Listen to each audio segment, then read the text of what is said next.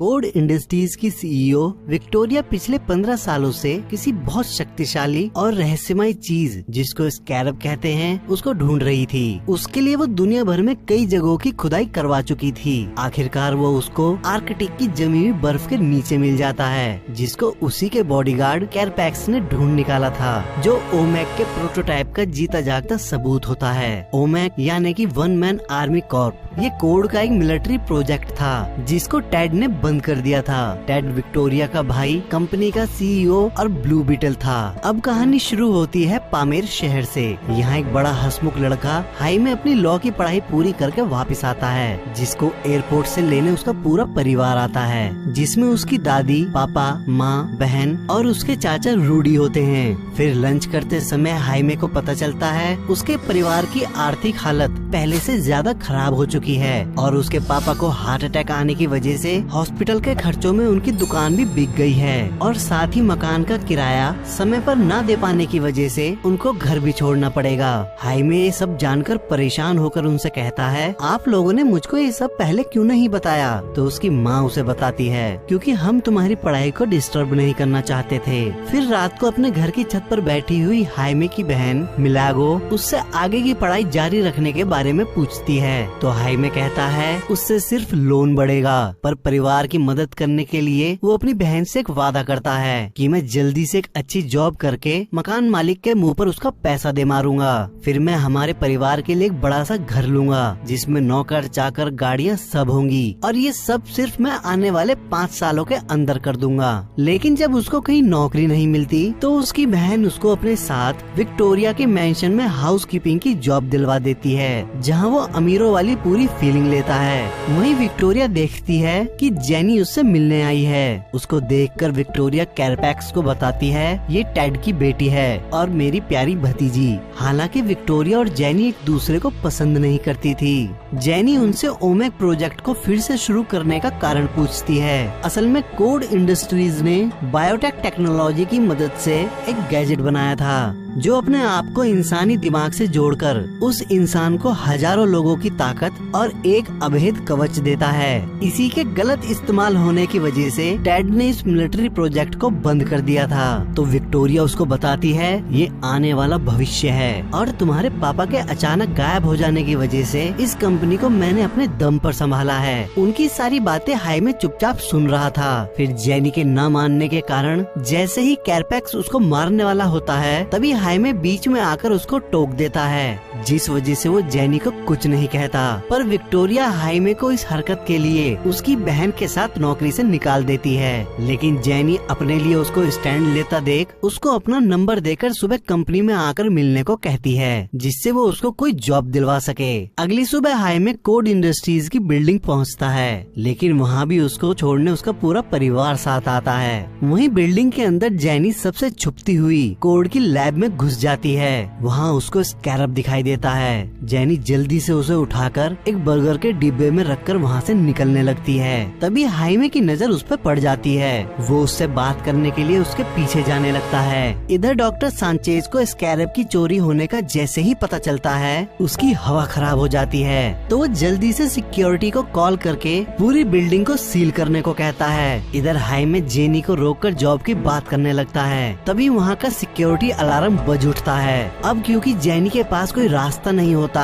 तो वो बर्गर के डिब्बे में रखे स्कैरब को हाईमे को देकर उसे ना खोलने की हिदायत देती है और फिर उसको वहाँ से निकाल देती है। हाईमे डिब्बे को अपने घर ले आता है। वहाँ वो सब उसको उकसाकर डिब्बा खुलवा लेते हैं। वो उसमें रखे स्कैरब को देख उसको कोई खिलौना समझकर आपस में कैच कैच खेलने लगते हैं। तो हाईमे उनसे जैसे ही उसको छीन लेता है तभी उसमें से रोशनी निकलने लगती है। हाईमे के छूने से वो एक्टिवेट हो गया था। स्कैरब बिना एक पल गवाए हाईमे के शरीर में घुसकर उस पर कब्जा कर लेता है और उसके पूरे शरीर पर एक कवचनुमा सूट बना देता है। उस सूट में उसकी कमर पर बीटल का खोल और पंजे भी होते हैं। स्कैरब ने उसको ब्लू बीटल बना दिया था। फिर स्कैरब के अंदर मौजूद एआई कहती है होस्ट मिल गया, और वो खुद ही सूट के सिस्टम को चेक करने के लिए सूट को एक्टिवेट कर एंटी ग्रेविटी टेस्ट करने के लिए हाइमे को स्पेस में ले जाती है। उसके बाद ग्रेविटी टेस्ट करती है, फिर उसके उड़ने के सिस्टम को चेक करती है, और फिर जब अचानक से एक बस उसके सामने आती दिखाई देती है तो वो उससे खतरा मानती हुई अपना डिफेंस सिस्टम एक्टिवेट कर देती है, जिससे टकराकर बस मक्खन की तरह दो हिस्सों में कट जाती है। उसके बाद स्कैरब की एआई हाइमे को बताती है सिस्टम की चेकिंग पूरी हो गई है, और वो उसको उड़ाकर वापस घर ले आती है। उस एआई का नाम खाचिदा होता है। अब जैसे ही खाचिदा हाइमे पर से सूट हटाती है तो घर वाले देखते हैं कि उसके कपड़े जल जाने की वजह से वो नंगा है, तो जल्दी से कपड़े पहनने के लिए अपने कमरे में आ जाता है और शीशे में देखता है कि वो स्कैरब उसके कमर में धंसा हुआ है। उसको देख उसकी सांसें अटक जाती हैं, तो वो इस आफत से बचने के लिए अपने अंकल रूडी की कार लेकर जेनी से मिलने के लिए निकल जाता है। अपनी कार को हाईवे को ले जाता देख रूडी चीख पड़ता है और बेहोश हो जाता है। उसको अपनी कार जान से भी ज्यादा प्यारी थी। अब हाईवे जेनी के पास पहुंचता है, लेकिन जेनी को छुपते छुपाते भागते देख कुछ समझ नहीं पाता।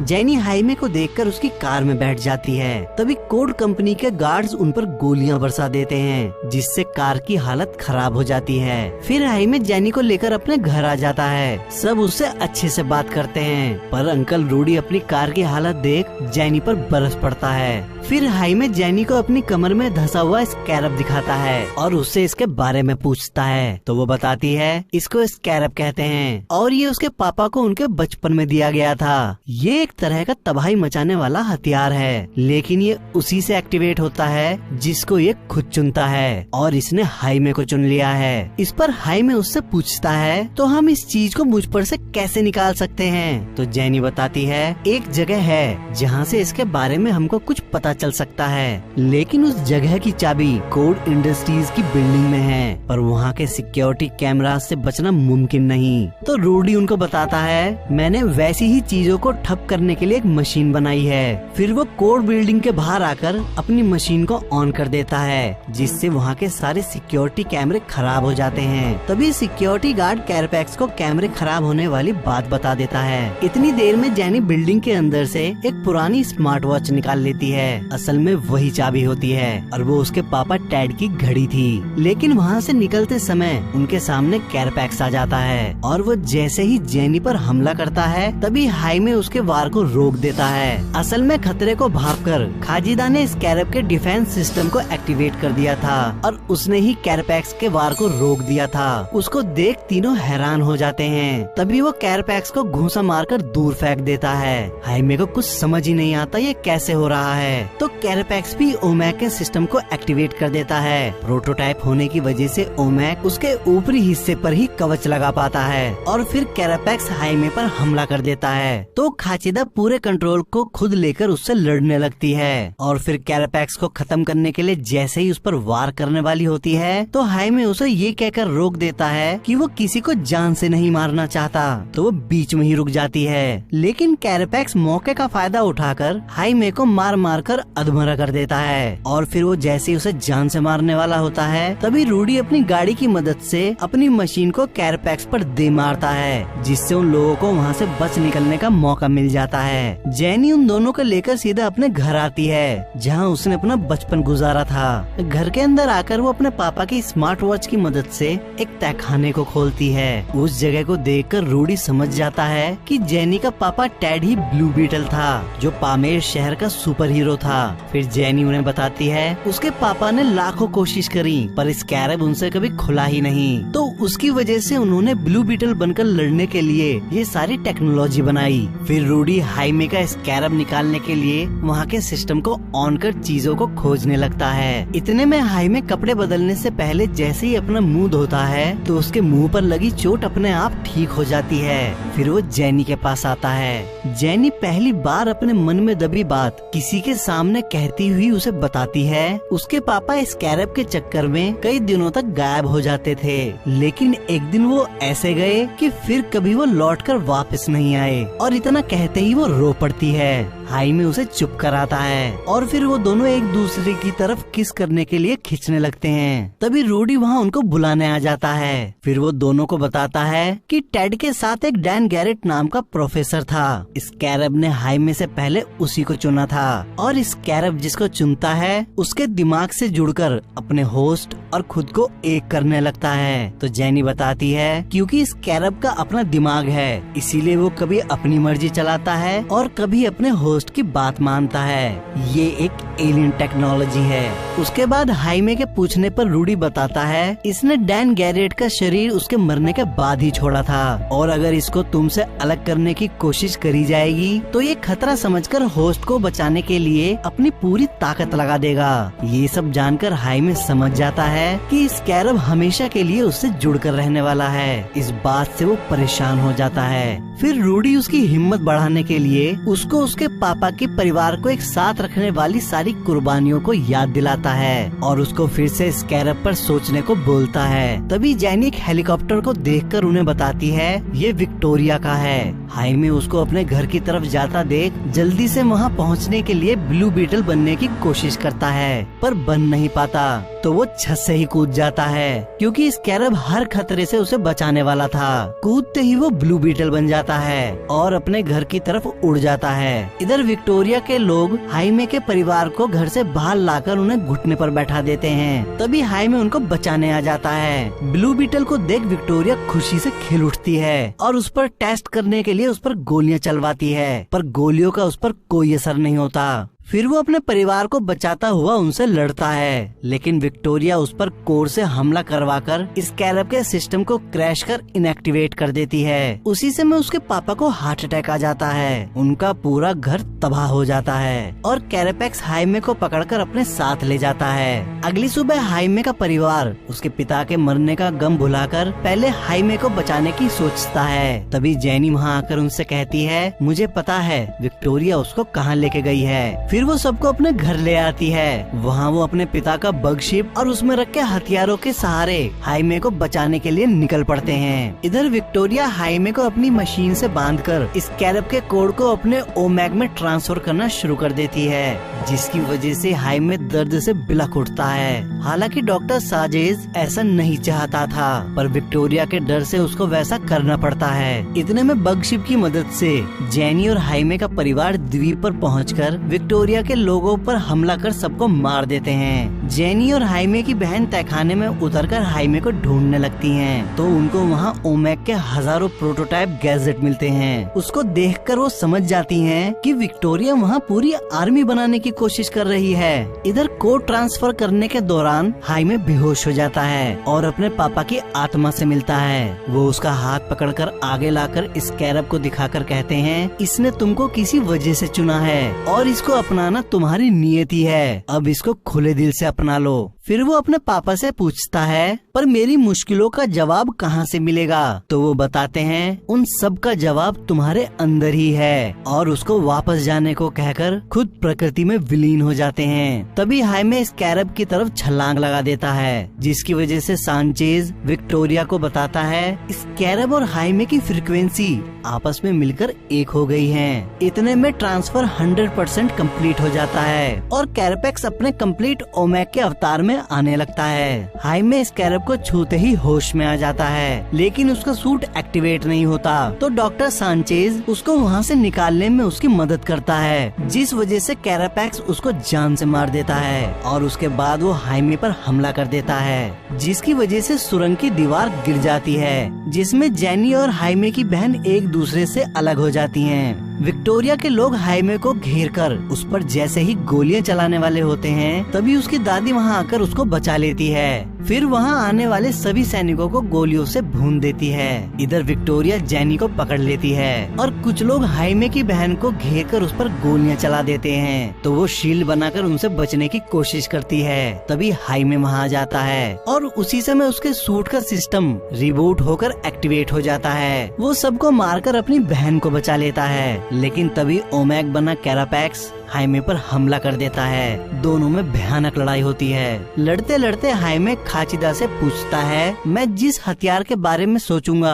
क्या तुम वो बना दोगी? तो खाचिदा उसको कहती है हाँ। तो खाचिदा हाइमे के सोचते ही उसके लिए double handed single large sword बना देती है। उसके वार के प्रेशर से कैरापैक्स बहुत दूर जाकर गिरता है। फिर वो दोनों दोबारा लड़ने लगते हैं, लेकिन इस बार कैरापैक्स खाचिदा का सिस्टम फेल करके हाइमे का हेलमेट तोड़ देता है और तलवार से जैसे ही उसको जान से मारने वाला होता है तभी रूडी कैरापैक्स पर पत्थर फेंकने लगता है। तो कैरापैक्स उस पर अपना ब्लास्टर मारता है। उसको मरता देख हाइमे गुस्से से पागल हो जाता है और खाचिदा से सारी एनर्जी को इकट्ठा करवाकर कैरापैक्स पर अपना ब्लास्टर दे मारता है, जिससे कैरापैक्स का ओमैक्स सिस्टम फेल हो जाता है और वो हार जाता है। फिर भी हाइमे उसको बहुत मारता है। खाचिदा उसको रोकने की बहुत कोशिश करती है पर वो उसकी एक नहीं सुनता और जैसे ही उसका सर चीरने वाला होता है तो खाचिदा उसको खुद ही रोक देती है और उससे कहती है, हम खूनी नहीं हैं, इसको जाने दो।